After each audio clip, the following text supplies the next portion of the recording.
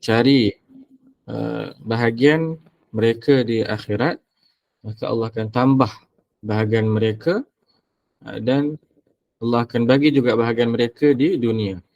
Tapi bagi siapa yang mencari bahagian mereka di dunia, maka tiadalah bagi mereka bahagian di hari akhirat. Dan kita pun kupaslah berkenaan ayat itu. Kita kata kalau kita nak jadi orang yang bijak, kita kena cari amalan-amalan yang banyak gandaan pahala dia, dan kita fokus dan kita kejar amalan-amalan itu. Antara yang kita pernah sebut adalah berkenaan dengan solat sunat sebelum subuh. Dua rakaat solat sunat sebelum solat subuh tu, yang mana Allah bagi tahu ganjarannya adalah menyamai kebaikan di seluruh langit dan bumi. Betapa pemurahnya Allah Subhanahu Wa Taala. Orang yang kaya sekalipun, yang paling kaya di muka bumi sekalipun, tidak mampu untuk pemurah, nak jadi pemurah seperti Allah Subhanahu Wa Taala untuk memberikan pahala yang sekian banyak. Jadi hari ini saya nak sambung, nak kembangkan lagi poin tu. Kita masuk pula tajuk berkenaan sebagai Allah itu adalah pemberi balasan. Dan bagaimana kalau kita boleh baca daripada surah Ali Imran ni ayat 133, kita akan baca kan, Allah menyuruh kita untuk bersegera ataupun untuk kejar cepat-cepat buat benda-benda baik. Cepat-cepat kita kejar untuk kita buat pahala. Kenapa? Kerana setiap daripada yang kita buat tu, Allah pemberi balasan. Kan? Betapa pemurahnya Allah. Setiap daripada amalan kita tu semua Allah bagi balasan. Dan balasan Allah tu sangat cepat. Pahala ataupun dosa kita buat terus masuk dalam akaun kita, pahala ataupun dosa. Jadi kalau kita bandingkan dengan manusia, manusia tak sehebat Allah. Kalau kita harapkan ganjaran daripada manusia, ya, manusia boleh beri ganjaran. Manusia ada kemampuan untuk memberikan ganjaran. Sebab itulah kalau kita kata boleh tak kita minta duit daripada manusia, ataupun boleh tak kita minta bantuan daripada manusia, sedangkan Allah itu adalah yang maha pemberi bantuan, yang maha pemberi kekayaan, yang maha pemberi rezeki. Tapi boleh tak kita minta kepada manusia? Jawapannya boleh. Tapi apa yang manusia itu mampu sahaja. Kalau kita minta bantuan kepada manusia, bantuan duit sebanyak RM500 contoh. Kita tahu orang tersebut mampu untuk berikan kepada kita bantuan sebanyak RM500. Maka kita boleh minta tolong. Tidak termasuk dalam perkara-perkara syirik.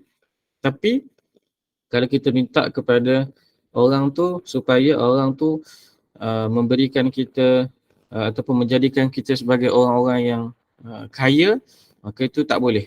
Itu masuk dalam syirik, kerana itu adalah doa kita kepada Allah Subhanahu Wa Taala. Manusia tak mampu untuk memberikan kita kekayaan di langit dan di bumi. Seperti mana kemampuan yang ada ataupun kelayakan bagi Allah Subhanahu Wa Taala, sifat yang layak bagi Allah Subhanahu Wa Taala adalah memberikan kita bantuan.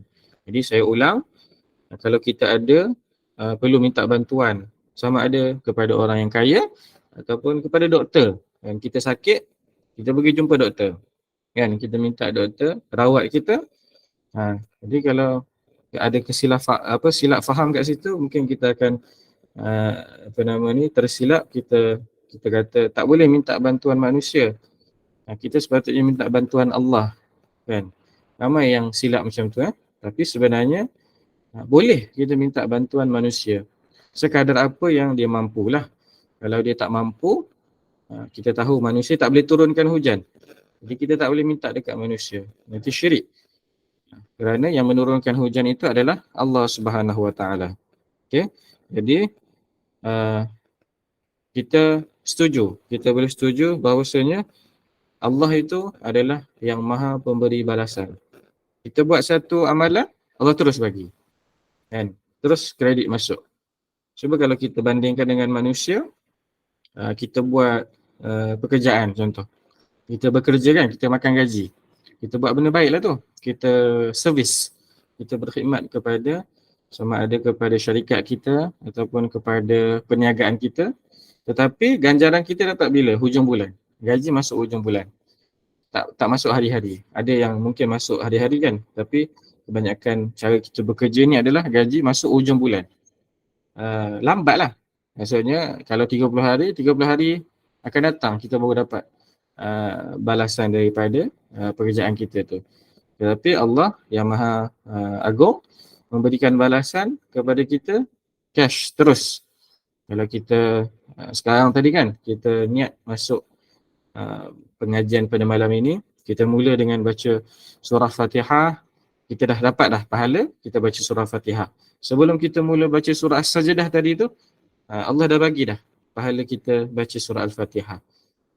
Bahkan sebelum kita berpindah kepada, bila kita selesai baca Alhamdulillahi Rabbil Alamin, sebelum kita masuk Ar-Rahmanir Rahim tu, Alhamdulillahi Rabbil Alamin tu kita dah dapat pahala dia. Andai kata kita mati, kan? Andai kata kita mati ketika mana kita sebut Alhamdulillahi Rabbil Alamin, kita mati, maka pahala kita telah dikira. Tak ada hutang. Kalau manusia mungkin lambatlah bagi pahala tu kan. Tapi Allah cepatnya Allah bagi pahala. Terus kita dapat pahala. Kita baca lagi surah As-Sajdah, dapat pula seluruh pahala surah As-Sajdah tu. Baca lagi surah Al-Waqi'ah, dapat lagi pahala surah Al-Waqi'ah, dapat lagi pahala surah Al-Mulk. Itulah kehebatan Allah SWT yang Maha Agung, pemberi balasan kepada setiap perbuatan kita.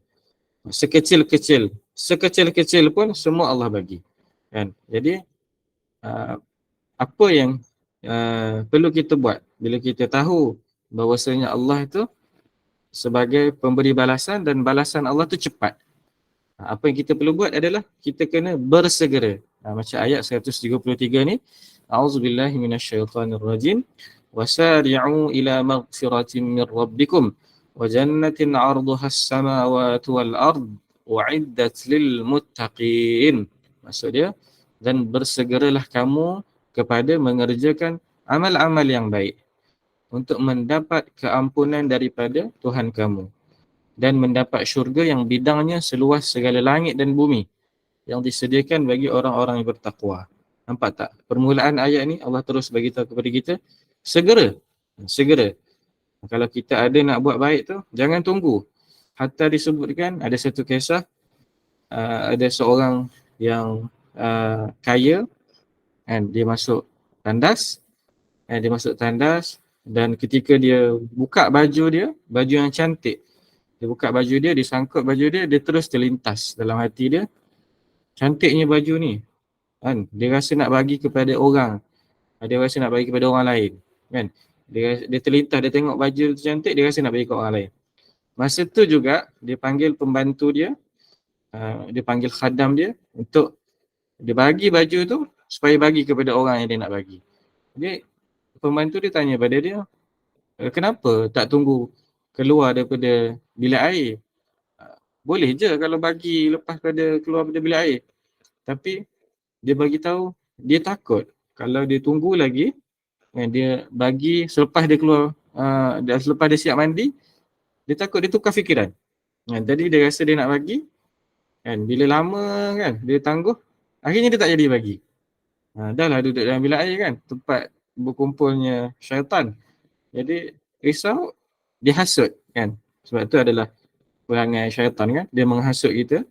Lagi-lagi bila kita nak buat baik kan, kita ada niat kita nak buat baik, kita tangguh sekejap je sebab kita nak tunggu masa yang sesuai. Tapi rupa-rupanya bila kita tangguh tu, syaitan datang hasut supaya kita tak jadi bagi. Allahu Akbar. Syaitan tu pun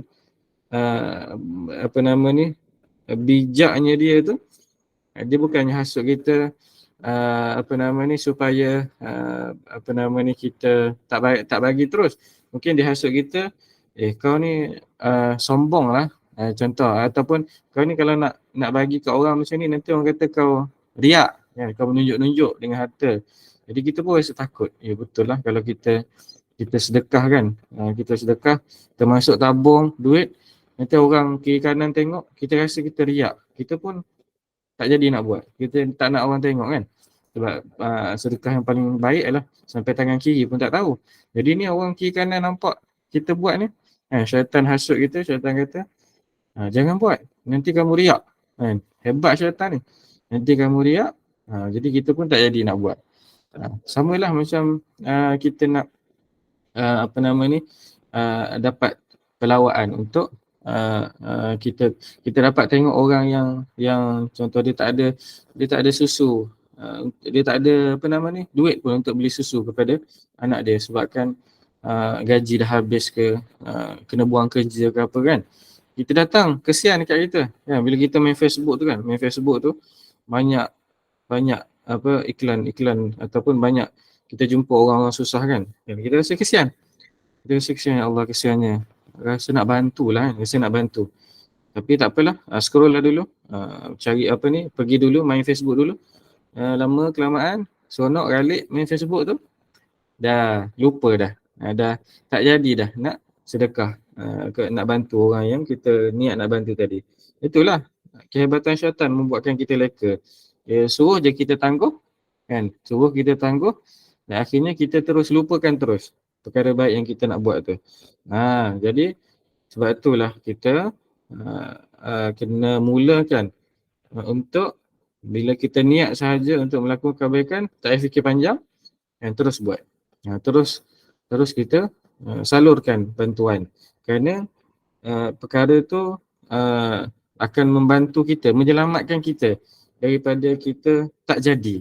Kalau kita tangguh kan, kita fikir dululah, nak bagi ke tak nak bagi, nanti perkara tu akan membuatkan kita tak selamat.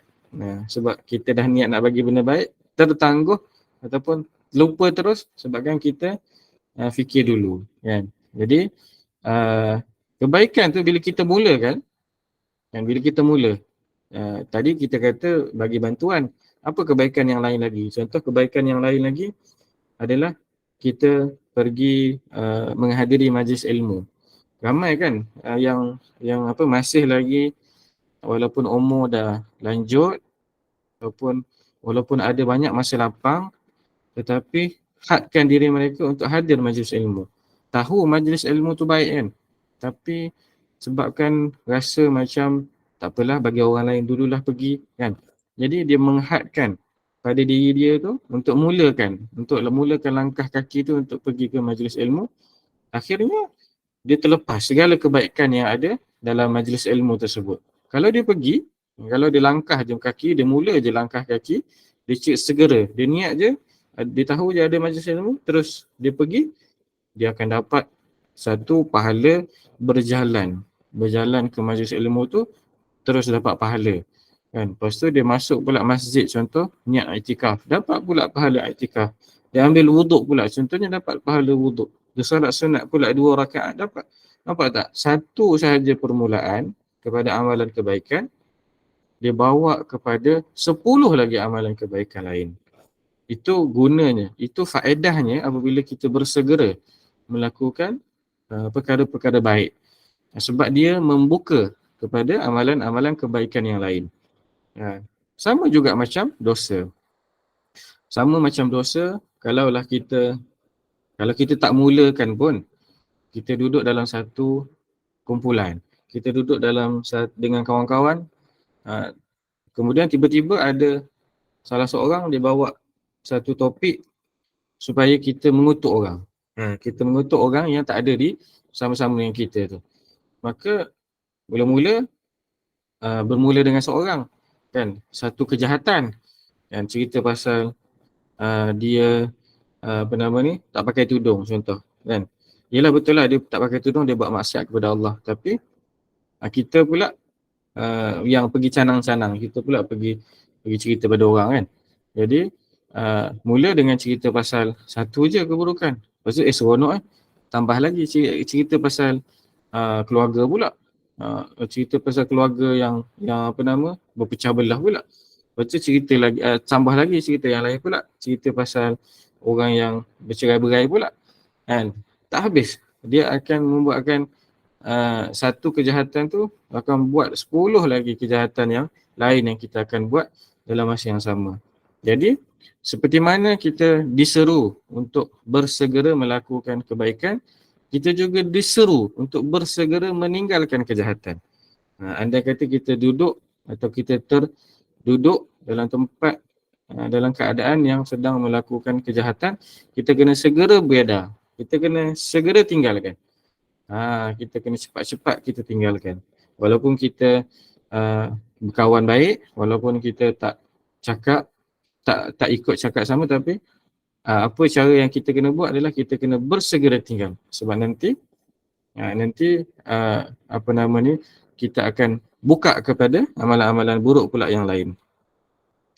Okey, bila kita kata manusia tu tak mampu nak beri ganjaran seperti mana Allah Subhanahu Wa Taala memberi ganjaran.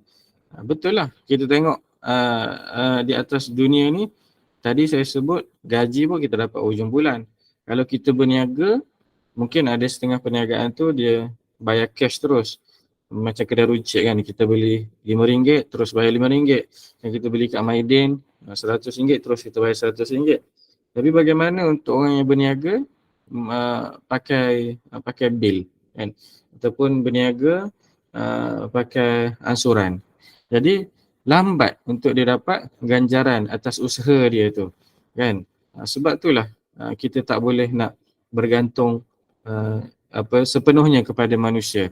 Kita boleh bergantung kepada manusia setakat apa yang dia mampu sahaja. Kan, itulah tanda-tanda kekuasaan Allah Subhanahu Wa Taala. Ada satu lagi, kenapa kita kena bersegera dan kita tak boleh abaikan perkara-perkara kebaikan yang walaupun dia kecil. Walaupun sekadar bila kita tengok ada jalan yang tertutup akibat daripada pokok jatuh ke kan. Jadi kita pun alihkan, kita nak bagi orang boleh lalu. Amalan tu kecil je, tapi ia juga dituntut untuk kita segera melakukan sebelum orang lain melakukan. Kenapa? Kerana sebab Allah menyembunyikan redha Allah tu. Allah menyembunyikan redha Allah tu dalam mana-mana amalan. Tak semestinya kita kena membuat amalan yang besar baru kita dapat redha Allah. Contoh kita sedekah kepada untuk buat satu masjid yang harga dia 2 juta contoh. Kita bagi 2 juta untuk buat masjid, kita sangka dengan kita bagi 2 juta tu baru kita dapat redha Allah. Tak semestinya. Sebab redha Allah tu disembunyikan. Boleh jadi kita dapat redha Allah tu daripada amalan kecil yang sekadar kita bagi minum kucing ataupun sekadar kita bagi makan kucing. Ini adalah dibuktikan melalui hadis yang diceritakan berlaku pada zaman Nabi Allah Musa alaihi salam, seorang yang penama pelacur kan. Dia pelacur dan dia memberi minum anjing yang kehausan. Dahlah bagi minum anjing, kemudian guna pula kasut yang duduk di bawah kaki, yang kita kata tempat yang kotor lah. Disebabkan perbuatan itu memberikan anjing minum, anjing yang kehausan minum, membuatkan dia dipilih oleh Allah SWT untuk mendapat redha Allah. Cuba kita tengok baik-baik. Bukanlah bermaksud kita dituntut untuk segera melakukan amalan yang hebat je. Tak. Amalan yang kecil pun kita juga dituntut supaya kita dapat berebut untuk cari di mana letaknya redha Allah Subhanahu Taala. Kalau dalam kehidupan seharian kita boleh jadi juga berkenaan dengan makanan. Kita tengok ramai yang tidak mengambil ringan berkenaan dengan menghabiskan makanan. Dan makanan itu bagi sesetengah orang, kalau makanan tu habis ataupun makanan tu licin, menjadi satu keaiban. Kerana nampak macam lapar sangat. Makan sampai licin, makan sampai habis, lapar sangat ke? Contoh macam tu kan. Bukan sebab lapar sangat, tapi kerana kita dilarang untuk membazir. Kita dilarang untuk membazir dan disebutkan berkenaan bahawa makanan yang terakhir itu ada padanya berkat. Ada pada makanan yang terakhir tu berkat. Sebab itulah kalau antara kita ni bila kita makan dalam talam contohnya, kita pun tinggalkan yang akhir tu kepada orang lain. Kalau sama-sama budak-budak ni biasanya tinggalkan sebab siapa yang last makan tu dia yang basuh talam tu. Tapi kita tak boleh jadi macam tu. Kita kena rebut yang paling akhir tu kerana pada paling akhir tu dia ada berkat dia, kan? Menghabiskan makanan yang paling akhir tu melepaskan orang lain daripada membazir. Gitu. Bila kita faham perkara ni, kita akan nampak rupanya kita ni tak perlu bersusah payah untuk melakukan kebaikan.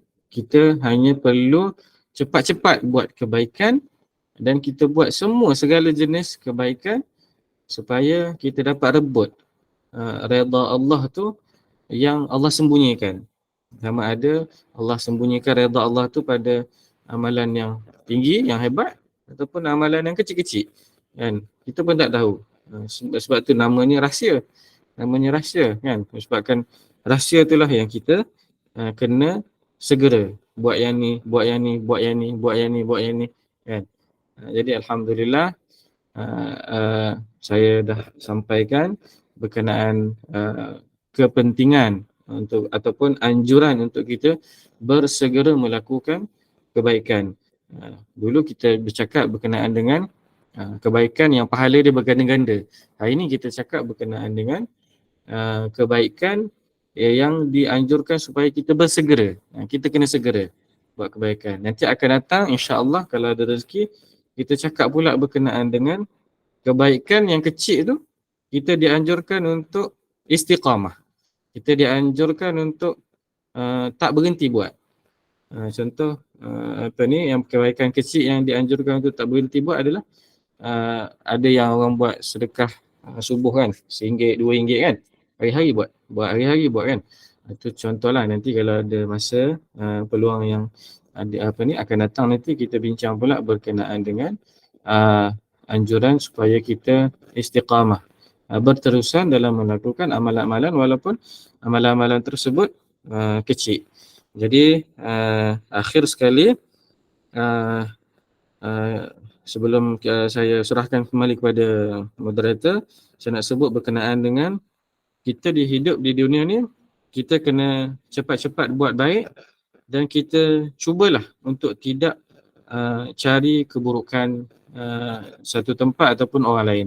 Sebab kebanyakan daripada kita ni, kita suka cari kekurangan orang. Kita suka cari, kita pergi jumpa orang, kita tengok dia tak cantik, kita tengok dia tak kaya, kita pun cari kelemahan dia. Tak, kita jangan macam tu. Kita bila kita tengok dia tu berhajat kepada bantuan, kita kena cepat-cepat buat baik kepada dia. Abaikan perasaan ataupun pandangan mata jahat kita ni, tengok pada dia tu kekurangan, abaikan. Kita abaikan dan kita cepat-cepat buat kebaikan supaya kita buat perkara yang betul. Jadi aqulu qouli hadza wa astaghfirullahal azim li wa lakum. Saya serahkan kembali kepada moderator. Baik, alhamdulillah Ustaz. Kalau Ustaz tak ada masalah, saya nak ajukan satu soalan daripada jemaah kita. Boleh Ustaz? Di ruangan komen ada Puan Nixum bertanya, Ustaz mohon pencerahan, adakah maksud ayat 133 ini jika kita buat amal, contohnya sedekah dan banyak tolong orang, adakah automatik dosa-dosa kita akan diampunkan walaupun kita belum mohon ampun dan belum bertaubat? Baik, kita kena dalam tauhid kita ada pembahagian sifat wajib bagi Allah, sifat mustahil bagi Allah dan sifat harus bagi Allah. Kalau kita faham sifat wajib bagi Allah, perkara tu memang kena ada pada Allah. Contohnya Allah itu esa, Allah itu mendengar, Allah itu melihat. Kalau mustahil ni, Allah tu buta, Allah tu tiada, Allah itu berpasang-pasangan, itu mustahil bagi Allah. Tapi bagaimana pula dengan sifat harus bagi Allah? Sifat harus bagi Allah pula ialah apabila Allah itu mempunyai iradah. Allah itu mempunyai pilihan. Sama ada Allah nak mengazab kita ataupun Allah nak memberikan ganjaran kepada kita. Bila kita faham benda ni, kita akan fahamlah bahawasanya bukanlah disebabkan amalan kita semata-mata yang menyebabkan Allah mengampunkan kita. Tetapi semuanya adalah disebabkan iradah Allah. Kan, sifat harus bagi Allah tu. Kan. Kalaulah kita faham dengan kita buat baik amalan ni wajib bagi Allah bawa masuk kita syurga, bukan macam tu. Tak wajib. Sebab tu kata tadi orang yang berdosa pun, kan, orang yang buat berdosa pun Allah tetap boleh bawa dia masuk syurga kalau Allah kasih pada dia. Jadi yang sebenarnya adalah kita buat perkara-perkara baik tu supaya kita nak try our luck. Kita nak cuba nasib kita. Kita nak cari nasib kita supaya satu mana-mana amalan pun kena. Kena dengan iradah Allah yang nak masukkan kita dalam syurga tu. Gitu cara kita untuk buat kebaikan-kebaikan tu. Bila kita faham macam tu, insya-Allah lah kita tak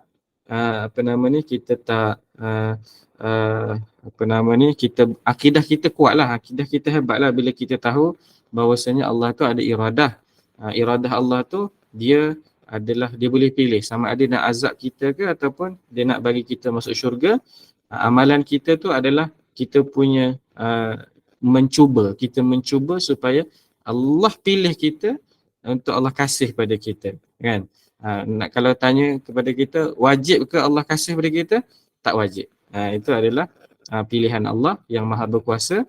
Jadi Allah sahaja yang tak sama macam manusia. Jadi itu sajalah jawapan yang saya boleh berikan. Boleh Puan Niksum harap dapat memberi jawapan. Okey, insyaAllah. Untuk satu lagi soalan, Ustaz berkait juga dengan apa yang Ustaz perkatakan tadi. Sekiranya kita meninggalkan sesuatu sedekah disebabkan kita takut riak, adakah itu sebenarnya riak? Adakah itu sebenarnya riak? Okey, saya tak boleh jawab dia tu betul riak ataupun tidak. Tapi yang saya boleh jawab ialah kalau kita tinggalkan itu, kita dah termakan dengan hasutan syaitan. Kan? Sebab apa? Hasutan syaitan itu adalah kuat. Hasutan syaitan itu adalah hebat. Jadi dia tak boleh hasut kita supaya kita ingkar pada Allah. Dia tak boleh hasut kita macam tu. Dia boleh hasut kita supaya kita tinggal. Supaya kita tak jadi nak buat. Jadi jawapan yang saya boleh berikan adalah bukan kalau kita tinggalkan tu kita termasuk dalam riak, tapi kita termasuk dalam tipu daya syaitan. Kita terpedaya dengan tipu daya syaitan. Sebab tu kalau kita nak buat benda-benda baik ni kan, kita niat kita tu biarlah orang tengok pun kan, biarlah orang tengok pun, tapi kita dalam hati kita tu kita kata aku buat ini kerana Allah. Aku buat ini sebab aku pernah dengar nasihat ni daripada fulan-fulan kan. Aku buat ni sebab aku nak beramal dengan ayat Allah sekian-sekian. Macam tu. Jadi walaupun orang tengok, walaupun ada orang ambil gambar, walaupun sekian-sekian kan, tapi kita akan selamat daripada riak. Sebab kita buat tu kerana tadilah macam saya sebutlah, antaranya mungkin sebab kita buat tu sebab kita nak beramal dengan ayat Quran yang kita baca, ataupun kita nak beramal dengan nasihat si fulan yang bagi pada kita, ataupun kita nak kita nak bersihkan hati kita daripada dosa. Dengan cara itulah kita buat. Pedulikanlah apa yang syaitan nak hasut kita tu. Biasanya itu memang tugas utama syaitan tu lah. Baik, Alhamdulillah semoga terjawab segala persoalan. Sekiranya ada soalan lagi, insyaAllah kita simpan dan kita cuba ajukan pada Al-Fadhil Ustaz pada sesi yang akan datang, insyaAllah. Ya, Alhamdulillah, syukran jazilan kasiran Al-Fadhil Ustaz Muhammad Fitri di atas bacaan yang sangat santai dan tenang untuk kita mengikutinya, dan perkongsian yang sangat-sangat bermanfaat berkaitan dengan balasan Allah kepada hamba-hambanya. yang sangat cepat dan juga segera. Jadi marilah sama-sama kita juga untuk bersegera melakukan apa saja amal kebaikan yang dianjurkan. Semoga kita sama-sama tergolong dalam golongan hamba-hamba Allah yang mengambil manfaat pada malam ini, insya-Allah.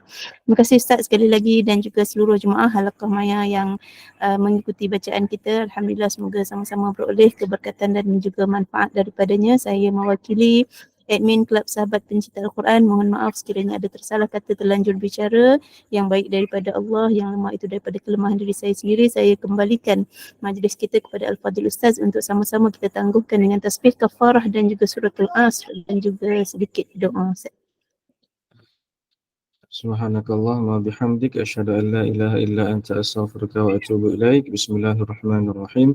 Wal 'asri innal insana lafi khusr illa alladhina amanu wa 'amilus salihat wa tawassaw bil haqq wa tawassaw bis sabr. A'udzu billahi minasyaitonir rajim. Bismillahirrahmanirrahim. Rabbana hab lana min azwajina wa dhurriyyatina qurrata a'yun waj'alna lil muttaqina imama. Rabbana srif 'anna 'adzaba jahannam inna 'adzabaha kana gharama innaha sa'at mustaqarra wa muqama. ربنا آتنا في الدنيا حسنة وفي الآخرة حسنة وقنا عذاب النار وصلى الله على سيدنا محمد وعلى آله وصحبه وسلم والحمد لله رب العالمين. Alhamdulillah, amin ya rabbal alamin. Terima kasih Ustaz, terima kasih semua jemaah yang dirahmati